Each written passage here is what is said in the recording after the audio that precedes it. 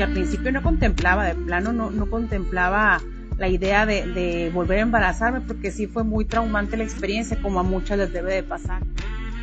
Mi papá muy preocupado de que la gente se burlara de nosotros.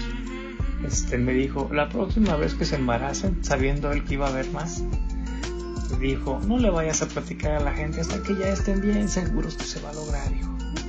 O sea, como quería saber como a quién se iba a parecer más, a mi mamá o a mi papá. El que tengas un hijo y al día siguiente ya no lo tengas, ese es el dolor más fuerte que yo sentí.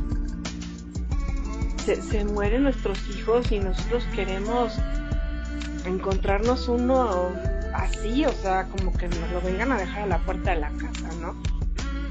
Pero cuando nuestros hijos se van, cuando nuestros hijos mueren, simplemente no hay palabras. No hay una palabra que describa esto.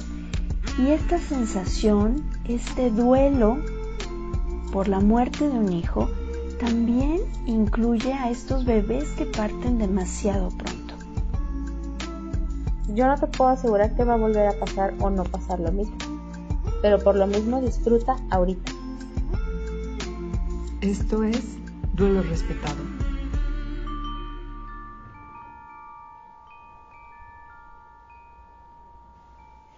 Hola, bienvenida, bienvenido a este espacio donde hablamos sobre el pariente incómodo de la maternidad y la paternidad.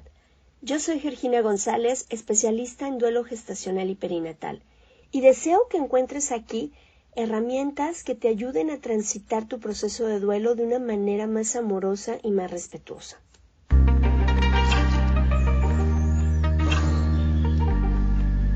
Pues retomamos actividades después de una semana de desconexión y precisamente este jueves iniciamos con el taller online Manejo de la culpa en el proceso de duelo. Es un taller que podrás tomar ya sea en individual o en pareja. Es a las 8 de la noche hora de Ciudad de México y consta de 2 sesiones. Es importante y necesario asistir a ambas sesiones porque es parte del taller. Aquí estaremos revisando precisamente esta emoción que experimentamos llamada culpa, que es una emoción natural dentro del proceso de duelo gestacional y perinatal.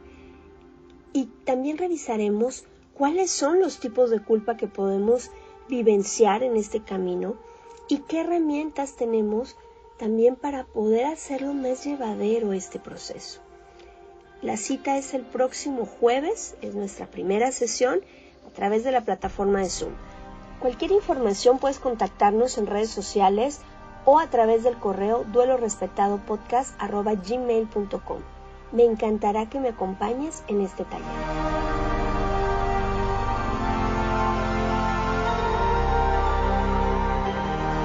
Hoy nos acompaña una mujer maravillosa y nos va a hablar de un tema muy importante. Presta atención. Ella es la doctora Jazmín Díaz, es médico ginecobstetra con adiestramiento en clínica de displasias y colposcopía y cuenta con una maestría en educación de la sexualidad. Bienvenida, Jazmín, ¿cómo estás? Hola, Geo, muy bien, pues muy emocionada por la invitación y pues gracias. Vamos a platicar los siguientes minutos acerca de un tema súper común, súper escabroso, y la verdad es que cuando me invitaste a que platicáramos de esto, pues me puse luego a estudiar y la verdad es que muy emocionada, porque la verdad es que además es un tema que en lo personal me interesa mucho, ¿no? Más allá de la parte profesional. Sí, y es que es bien importante, como todos los temas que hemos estado tocando, que rompamos el silencio y dejemos abajo prejuicios y podamos hablarlo. Y el día de hoy vamos a hablar, y aquí la doctora Jazmín nos va a explicar, sobre el virus del papiloma humano. ¿Qué es este virus, Jazmín?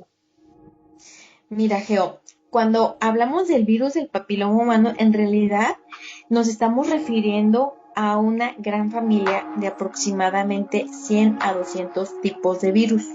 Los virus son microorganismos que por sí mismos no podrán sobrevivir, necesitan de un huésped, así se les llama. Y estos virus del papiloma humano afectan únicamente humanos. En algunas literaturas se escriben 100, otros 200, para fines prácticos son 100, pero 40 en especial son los que más nos interesa, porque justamente estos son los que viven mejor, o su hábitat, por así decirlo, son justamente las células de la piel y mucosa del área genital de hombres y mujeres. Entonces, hablar de el virus, en realidad nos referimos a los virus del papiloma humano. Los virus del papiloma humano tienen una doble cadena de DNA y habitan específicamente en estas células. Entonces, los virus se han tipificado, es decir, se les ha puesto una etiqueta.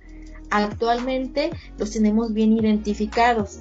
Van a oír probablemente ustedes hablar del VPH tipo 6, el VPH tipo 11. Esto es importante que lo vayamos conociendo, porque sobre todo tiene aplicación en vacunas. Pero bueno, los nombres de los virus están así: el 6, el 11, el 18, el 31, el 35, el 45, porque están identificados según su material genético.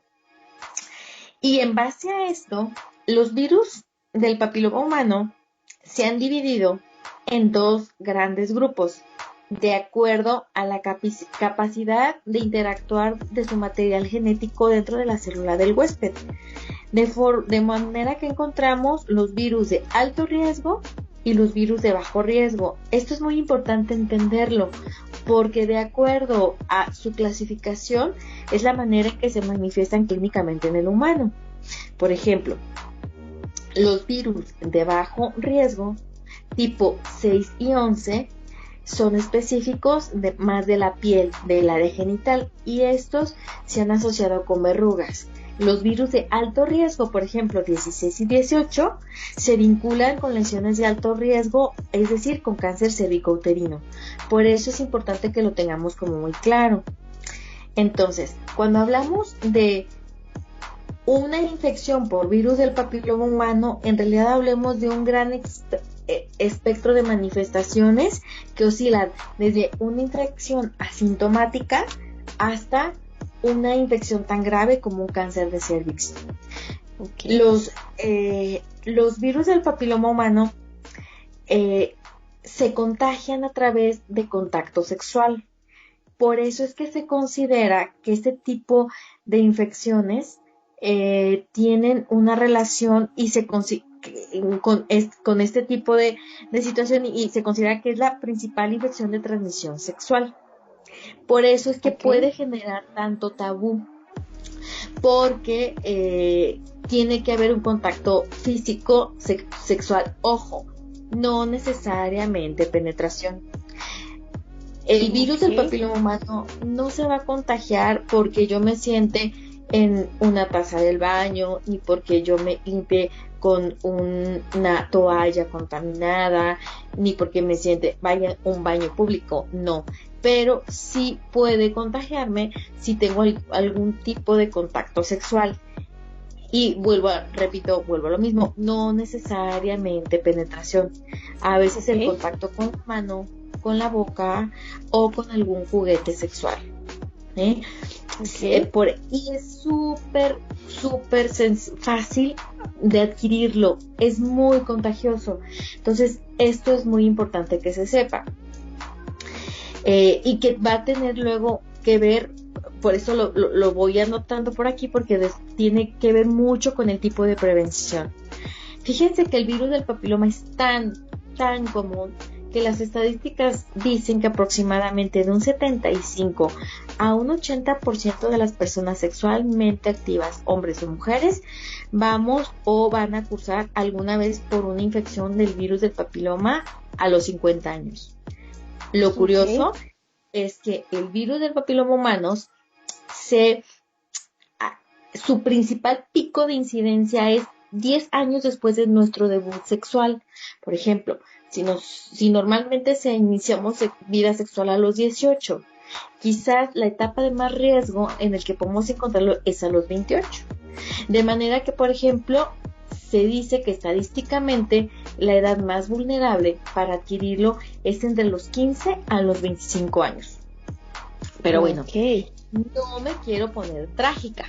¿Cómo es posible que el 50% de las mujeres y hombres alguna vez vamos a tener? Sí, claro. La buena noticia, Geo, es que, ojo, y aquí esto es como que podemos respirar, que la mayoría de las infecciones de transmisión por virus del papiloma son transitorias. Incluso se pueden resolver o quitar o curar de manera sola. Se dice que el ciclo de vida de un virus del papiloma es entre 6 a 18 meses.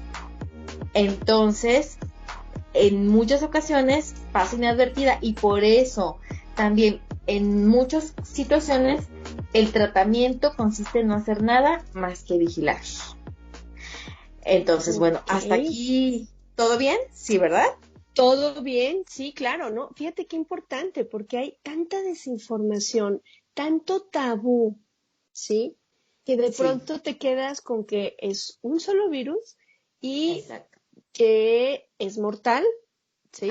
Y que nunca se quita. Seguramente.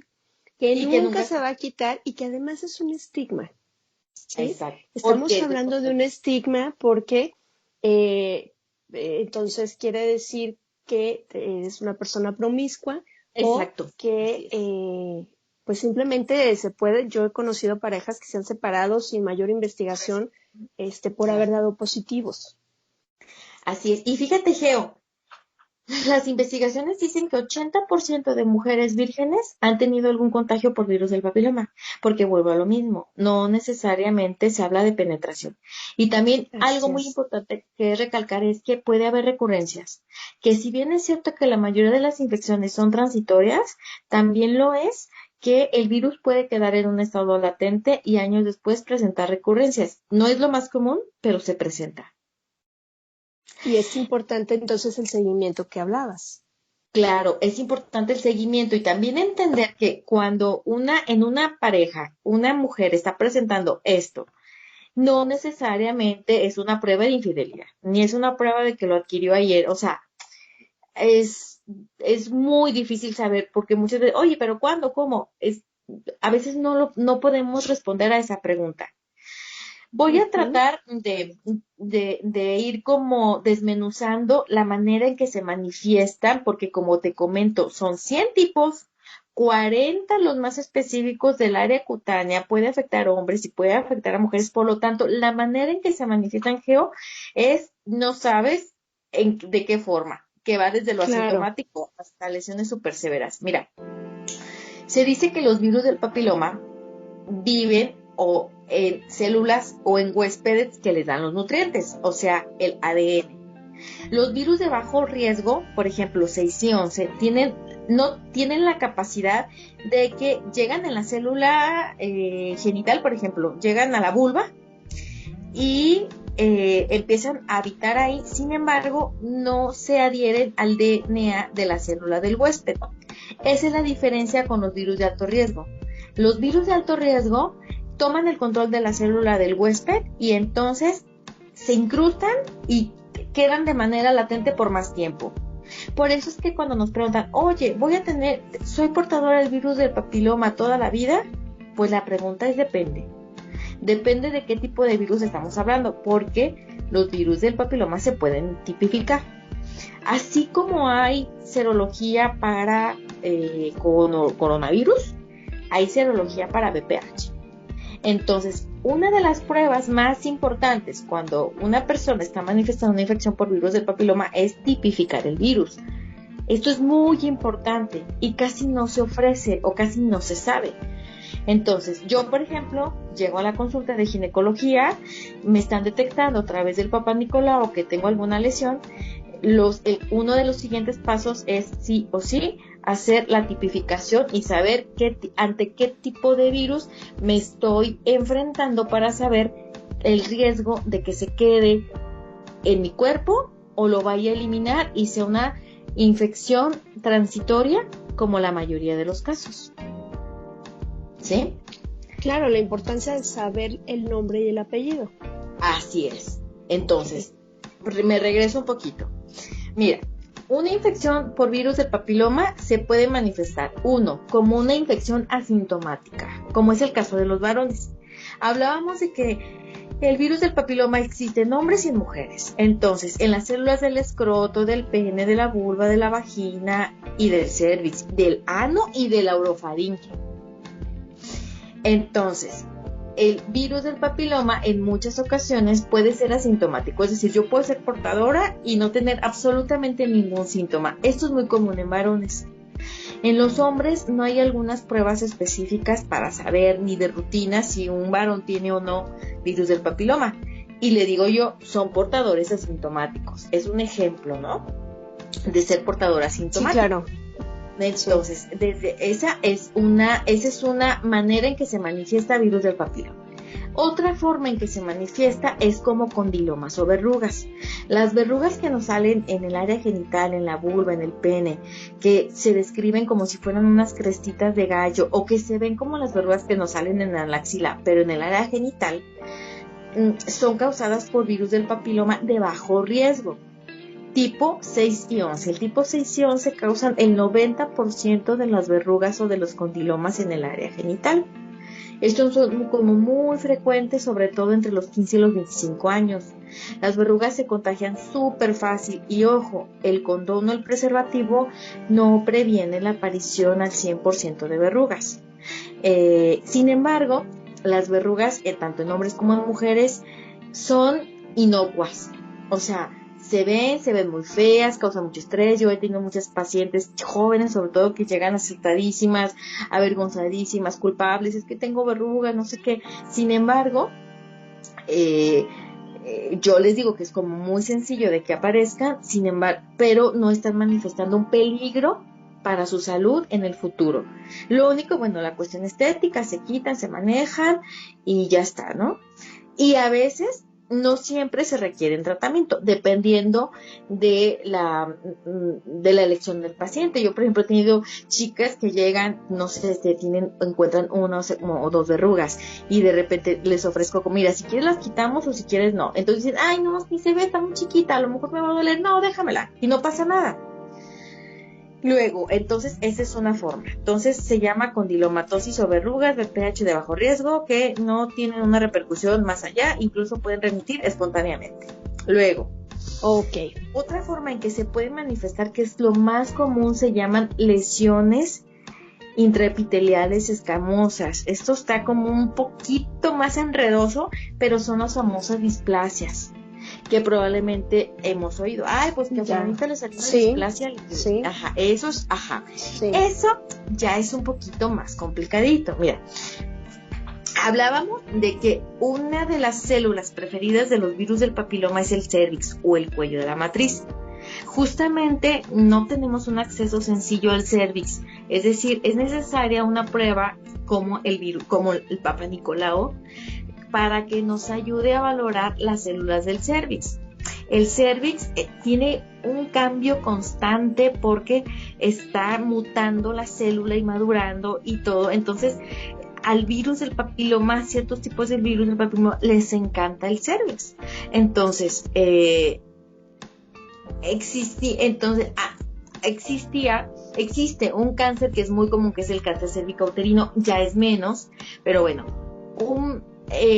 para poder diagnosticar un cáncer cervicouterino, se toma una prueba de Papa Nicolau, pero para poder llegar ahí hay un estadio previo, una fase previa que se le llamó displasias. Ahora se le llaman lesiones escamosas y se dividen en de alto riesgo, de bajo riesgo, y esto nos enfrentamos muy comúnmente en la consulta.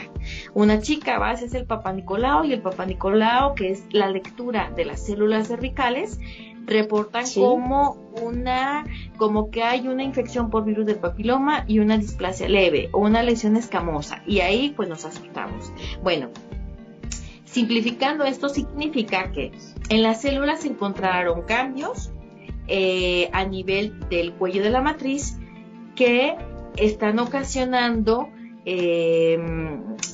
modificando celularmente esto, se manifiesta como una lesión, sin embargo, no es cáncer. Pero si no se llegara a tratar en un punto, pudieran llegarse a convertir en cáncer. Se dividen en leve, moderado o severa según el avance en el epitelio que está afectando. A ver si no hago bolas. Por ejemplo, las células tienen ciertas capas, ¿no? Los epitelios tienen ciertas capas. La lesión es leve cuando invade solamente la capa el tercio de abajo del epitelio. Es medio cuando está afectando pues más capas, y es severo cuando está afectando las 3 capas. Algo así. Pero bueno. Excelente, sí, claro. Queda claro, sí. ¿Sí? A lo que voy con las displasias leves, Geo, es que las displasias leves pueden ser causadas en su mayor parte por virus del papiloma de bajo riesgo. Y a este tipo de lesiones me refiero cuando te comento que se quitan solas. Hasta en un 80% de los casos. Sobre todo... Jasmine, pero no significa que no requiero acudir al médico, ¿verdad? No, de hecho, o sea, precisamente... No porque se quite sola quiere decir que mejor no digo nada y me quedo callada. No, ¿verdad? No, okay. Y ahorita te voy a explicar un poquito más de eso. Nada más, quiero como hablar decirte un poquito de lo de las displasias, que es una lesión previa o precancerosa, que se asocia con virus de alto riesgo o de bajo riesgo, que las lesiones que son moderadas o severas, que estas pueden estar relacionadas con un tipo más severo, de alto grado, y que si en un punto no se tratan puede hacerse un cáncer. Y las lesiones de bajo riesgo son las que te digo que incluso la resolución, la posibilidad de resolverse espontáneamente es muy alta, pero ahorita te digo cómo se va a manejar eso. Otra forma entonces en la que se puede manifestar el virus del papiloma, y realmente es lo que más nos preocupa, y realmente es la causa y la razón de ser de todas las pruebas de prevención, es el cáncer cervicouterino. El cáncer cervicouterino es el cáncer el que actualmente ocupa el 4º sitio más común en las mujeres. Bajó porque en años atrás, hace 50 años, era el primer tipo de cáncer que existía. Sin embargo, gracias a que se inventaron pruebas de detección oportuna como el Papá Nicolau, la incidencia bajó brutalmente en todo el mundo, incluyendo México. Los virus del papiloma de alto riesgo, como son el 16 y el 18, causan el 70% de los cánceres de cervix en las mujeres. Por eso es que es muy importante no perder de vista este tipo de alteraciones, y por eso es que es muy importante no tomarnos tan a la ligera una infección por VPH, porque si bien es cierto que es transitoria, también puede llegar a ser mortal si no lo detectamos a tiempo y si no se cura a tiempo. Eso es bien importante. Todo esto, así es. Entonces, hago más énfasis en el cáncer cervicouterino. Sin embargo, el virus del papiloma humano está relacionado con otros tipos de cánceres en hombres y mujeres. Cáncer de ano, cáncer de escroto, cáncer de vulva, cáncer de vagina y también cáncer de orofaringe. Puede haber virus del papiloma en orofaringe. Y con esto me enlazo a la siguiente manifestación del virus. El virus del papiloma se puede también encontrar en tejido escamoso de la vía aérea, incluyendo tráquea y pulmones. Es muy poco común. Existe una enfermedad que se llama papilomatosis laringea recurrente, que puede aparecer tanto en niños como en adultos. Y esto es muy importante porque a veces se desconoce. Incluso puede haber cáncer de orofaringe en adultos que se relaciona con virus del papiloma y con otros factores de riesgo, como disminución de la inmunidad por quimioterapia, por radioterapia, por alcohol, por tabaquismo. O sea, el virus del papiloma no es el único factor para desencadenar, pero es importante que lo notemos. Entonces, aterrizando. Virus del papiloma como una infección asintomática, infección de VPH como una manifestación como verrugas o condilomas, infección de virus del papiloma que se manifiesta como lesiones escamosas de alto grado o de bajo grado o displasias, que es sinónimo. Virus del papiloma de alto riesgo asociado a cáncer de cervix, cáncer de ano, cáncer de vulva, cáncer de vagina o cáncer de orofaringe. Y quinta forma, papilomatosis laringea, tanto en niños como en adultos. Entonces, si te fijas, es un gran espectro y un montón de formas en que se manifiesta. Sí, entonces, por eso es que es súper importante saber ante qué terreno estamos pisando. Y bueno, mira, voy a hablar un poquito acerca de las verrugas. Voy a hacer un poquito más énfasis en esto, Geo, porque es súper común. Yo lo veo muy frecuentemente, sobre todo en adolescentes y hasta antes de los 30 años. Es el pan de todos los días, ¿no? Entonces, recordemos nada más que las verrugas genitales en el 90% son causadas por un virus del papiloma tipo 6 y 11. Son inocuos, no se asocian con cáncer, asustan porque pueden ser muy escandalosas, son muy evidentes. Sin embargo, la manera de tratarlas es muy sencilla, puede ser en consultorio, puede ser incluso en casa. Anteriormente se quemaban toda la vulva, ahora ese tipo de tratamiento está prohibido. Ahora se usa, hay diferentes técnicas para quitar una verruga, si es que eso se quiere, porque no necesariamente se tienen que quitar. Y entonces son tratamientos súper nobles, que pueden ser con láser, que en el consultorio, que puede ser con electrocirugía en el consultorio nada más, o incluso hay un tipo de medicamento tópico que se pone en casa y se pone por la propia paciente y fin de la historia. Lo importante aquí es que las verrugas se pueden prevenir a través de la vacuna. Por eso es muy importante la vacunación. Ahorita voy a hablar un poquito más de eso cuando hablemos de prevención, pero la vacuna por VPH que tenemos en México cubre 6 y 11. El nombre comercial es Yadacil. Entonces, cuando una persona, hombre o mujer, se pone la vacuna antes de tener actividad sexual, puede protegerse contra la verruga. Entonces, bueno, una cosa muy importante, este tema está muy enfocado a la fertilidad. Fíjate que las verrugas en el embarazo pueden aumentar o manifestarse. Tengo pacientes que de repente dicen, ay, fíjate, Yasmin, que tenía una verruguita pequeñita y de repente me embaracé, están en el, 15 o 20 semanas, y de repente aquello se pone más grande y más intenso. Lo que pasa es que durante el embarazo, la inmunidad celular que se encarga de protegernos sobre ciertas enfermedades como esta, pues está ocupada en otros asuntos y entonces baja, por lo tanto, las verrugas preexistentes pueden crecer o aparecer. Entonces, esto es muy importante, que se sepa que en ocasiones las verrugas genitales pueden aumentar de tamaño o aparecer en el embarazo. Y que bueno, no tienen necesariamente un riesgo en el embarazo, pero sí puede ser como muy evidente, ¿no?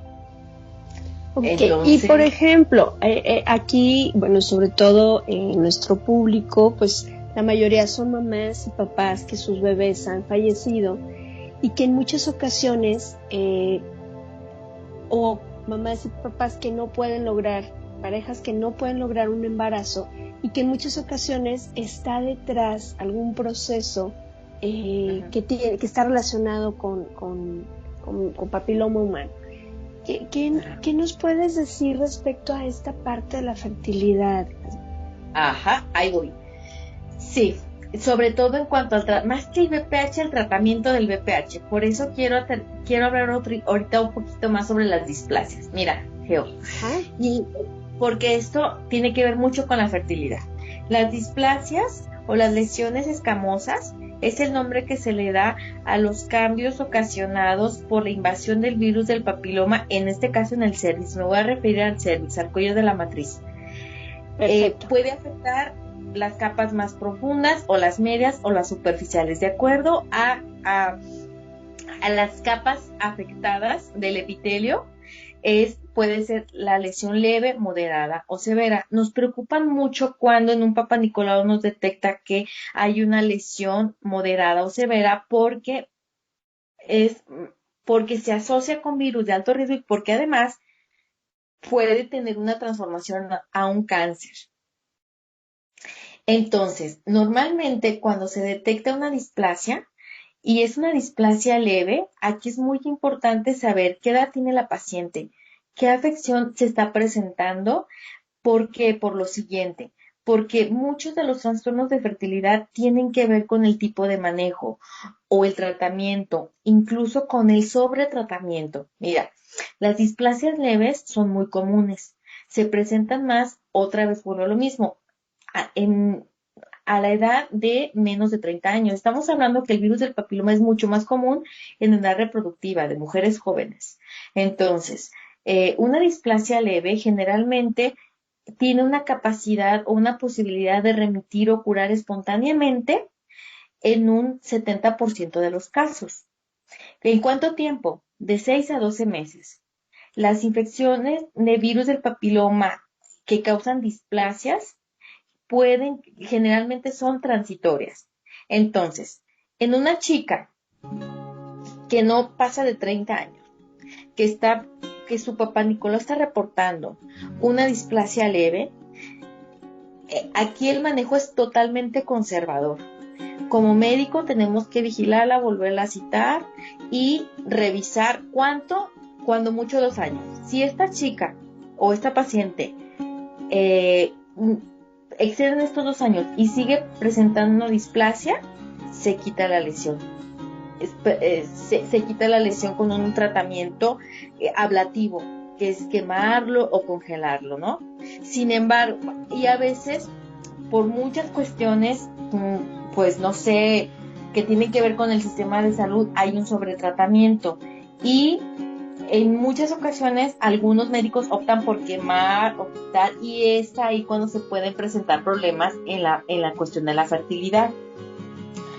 Entonces, tratamientos sobre displasias leves que todavía no ameritaba el manejo, o bien sobre displasias moderadas o severas, que estas sí se deben de quitar. Hay un procedimiento que se llama conización. En la conización es cuando una lesión está profundizando en el cuello de la matriz y hay que hacer un corte profundo en parte del cérvix. Como bien sabemos, el cérvix tiene una función muy importante durante el embarazo y durante el trabajo de parto. Entonces, supongamos que una paciente tuvo una infección por virus del papiloma, tuvo una displasia, le quemaron y aparte le hicieron una conización o le cortaron, ¿no? Entonces, el riesgo de que exista alguna complicación es alta. Por ejemplo, cuando se hace una conización, aumenta el riesgo de estenosis, o sea, que en donde se quitó ese cachito de tejido en el cérvix quede con menos contención, quede como con mucha fibrosis o cicatrización, de manera que el orificio cervical del cérvix quede tan cerrado que cuando tenemos relaciones sexuales no entra el espermatozoide. Entonces se puede ver afectada la fertilidad. ¿Sí me explico? Sí, claro, sí. Ajá. Sí. Entonces, a mí me preocupa mucho cuando algunos colegas o cuando alguna paciente de manera como muy fácil decimos, vamos a hacer una conización, porque eso puede poner en riesgo la fertilidad. ¿Cómo? En que esa parte queda más fibrosis, queda más cerrada, y por más que yo tenga relaciones sexuales nunca me voy a embarazar porque no pasan los espermatozoides. Entonces, eso influye en la fertilidad.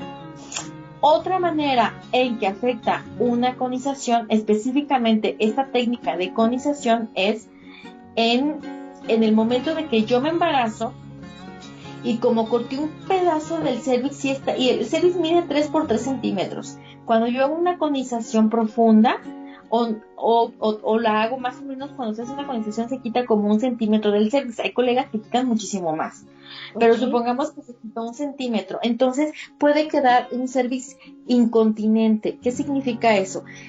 Que en el momento en que mi embarazo vaya aumentando, y si yo tuve una colonización, sobre todo entre el 16 o 22 semanas, mi cervix no va a tener la capacidad de contención, de firmeza, y puede ser que más fácil yo tenga un parto prematuro o que no se logre el embarazo porque pues el bebé se salga, ¿no? Eso se llama incompetencia ísmico-cervical. Por ejemplo, yo tengo una paciente justamente en este momento está embarazada. Llegó conmigo a la semana, es médico. Ella llegó conmigo a la semana 15 de embarazo. A ella le hicieron una colonización por una lesión de alto grado. Lo primero que nos preocupaba, Geo, era ver que el cervix tuviera la capacidad para continuar el embarazo, porque algo que muy probablemente podía pasar por ella es que si no estábamos vigilando, enfrentarnos más adelante cuando el embarazo empezara a crecer, que el cervix no tuviera la capacidad de tenerlo y se viniera un nacimiento, cuando ni siquiera probablemente el bebé estuviera viable. Entonces, ¿qué hay que hacer en ese caso?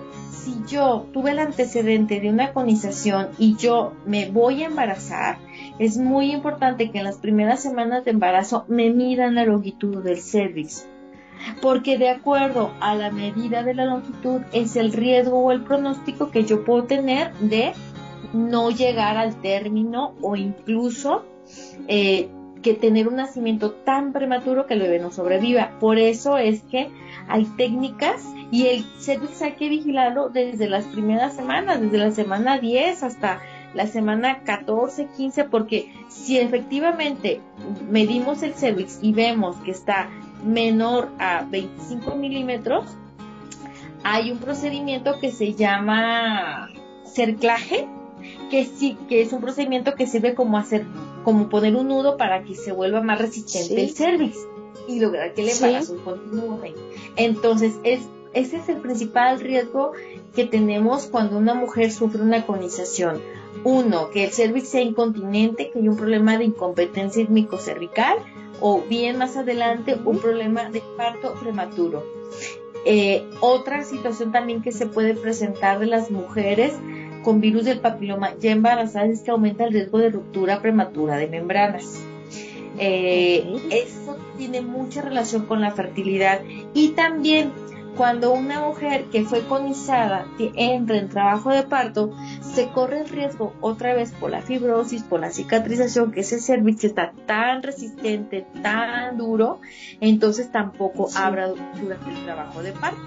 Entonces, esas son las principales causas o formas en que puede impactar el virus del papiloma, pero más que nada el tratamiento. Es muy importante que si yo no he tenido una vivaridad satisfecha, que si yo quiero ser mamá, antes de decidir sobre un tratamiento por una displasia, lo valore y pida una segunda o tercera opinión, porque es muy importante los efectos reproductivos que pueden ser a futuro. Claro, fíjate qué importante, porque nos quedamos solamente con las partes de los mitos. Todo lo que implica la desinformación, y que cuestiones como la que nos estás mencionando es de vital importancia, precisamente por el momento que lo estoy viviendo, pero si estoy contemplando un embarazo más adelante, o si ya estoy embarazada, que podamos revisar estas partes, estos puntos que nos estás haciendo hincapié. Sí, y esto casi no se habla, o sea, es algo que nada más, sí, hay que resolver esto, pero no se habla lo que puede venir al futuro. Yo he tenido pacientes jóvenes con lesiones moderadas, o lesiones, o displasias moderadas sobre todo, pero están súper jovencitas y están planeando un embarazo. Y les digo, embarázate primero, no nos vamos a olvidar del punto, o sea, por 1 año o 2 años que la lesión esté ahí, no va a avanzar a cáncer, pero hay que darle prioridad a tu embarazo, a tu parto, y una vez que el bebé nazca, retomamos el tema. Sí, tampoco es como que, nos vamos a olvidar, no, pero priorizamos. priorizamos. Y creo que en este contexto un bebé prematuro, un aborto, una ruptura prematura de membranas, sobre todo en este contexto del duelo perinatal, si es que además me está costando trabajo embarazarme o he tenido pérdidas, es muy, muy importante como poner en una balanza, ¿no? Y no dejarnos guiar por los miedos, por los mitos, por lo que pueda llegar a pasar, siendo objetivos de que, a ver, está pasando esto, pongo en una balanza, ¿a qué le voy a dar prioridad? Porque es muy importante pues tener todo como la visión global, ¿no? Exacto, es muy importante que podamos entonces nombrar las cosas tal cual como se llaman y tomar cartas en el asunto. No quedarme con que con buena intención y echándole ganas, esto va a pasar. Esta situación puede traer consecuencias que puede afectar en tema de fertilidad, que es lo que nos atañe aquí, de lo que estamos hablando en este podcast. Todo lo que tiene que ver con embarazos que no llegan, con embarazos que no se dan. Y es bien importante que si tú estás pasando por una situación como esta, acudas a un especialista que realmente esté preparado para acompañarte en estos procesos.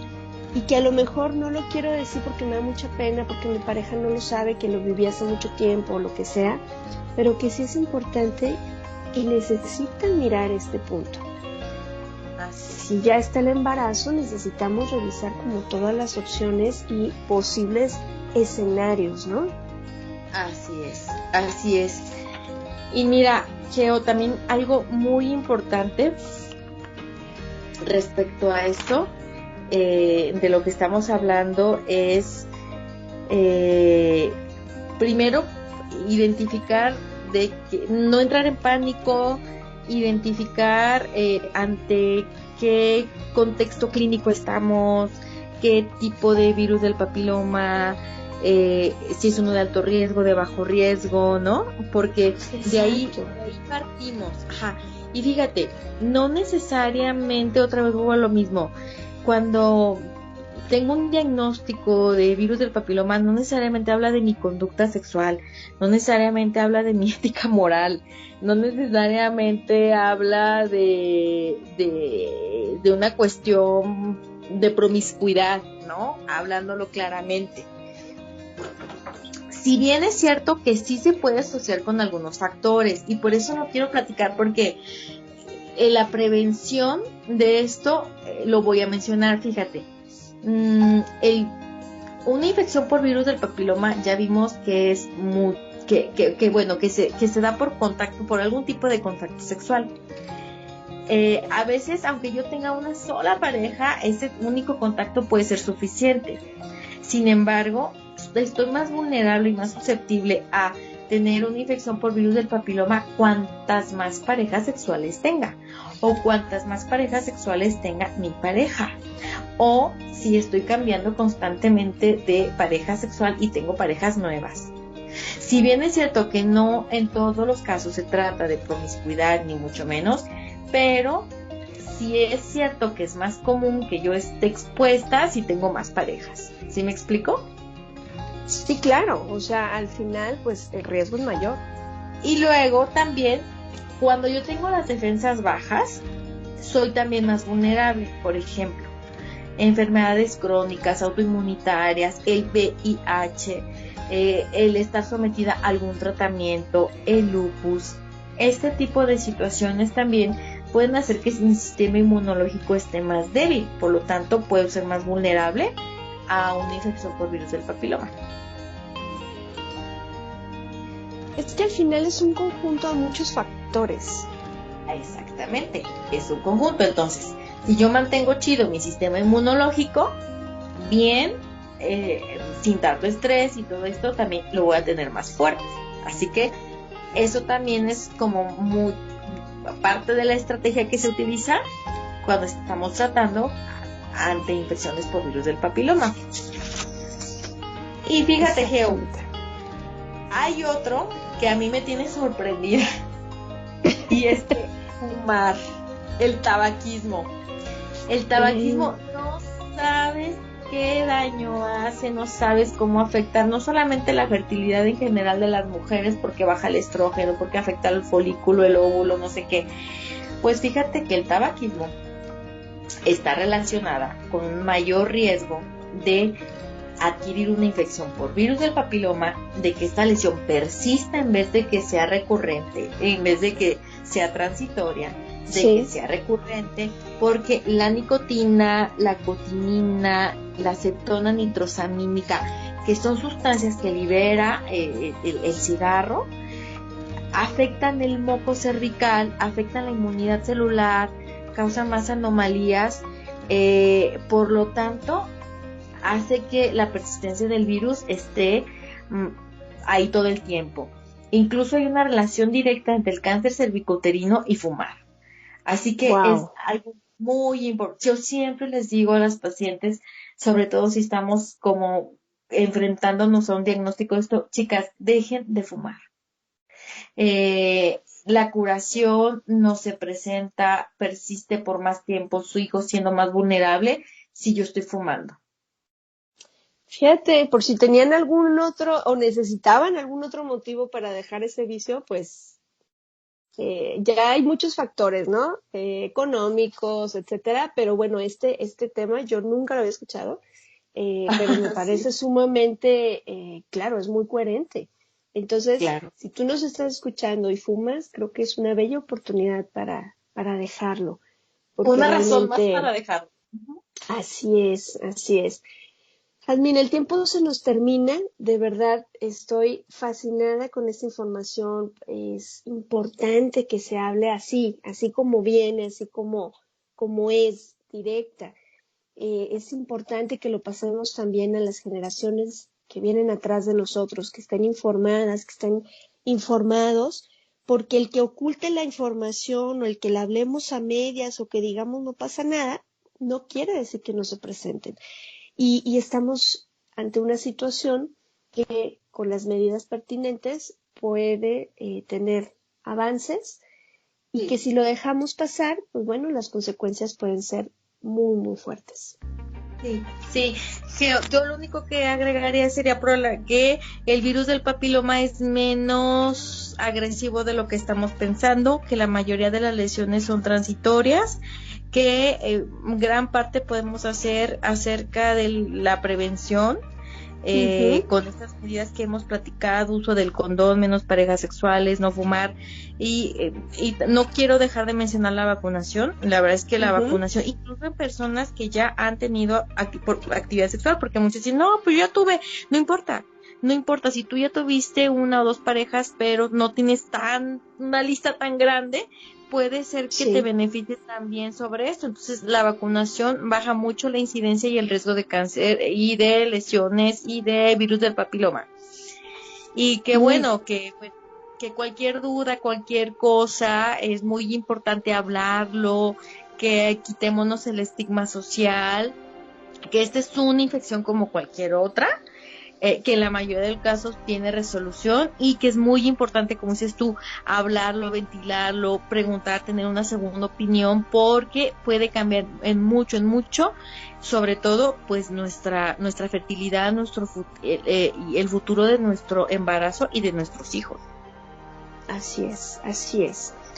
Pues te mando un abrazo muy grande, de verdad te agradezco.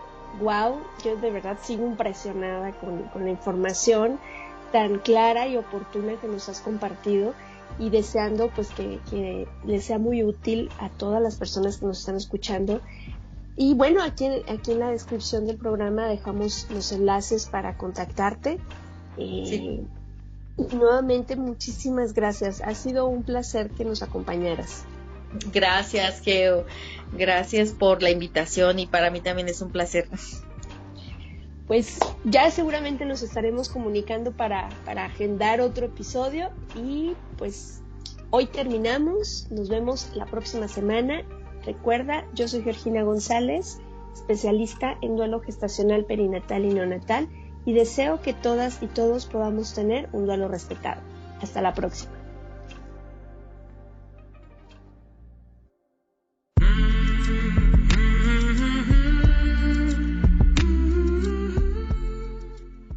programa es producido por Georgina González y Carla Rodríguez y narrado por mí, Georgina González. Recuerda seguirnos en redes sociales como Duelo Respetado.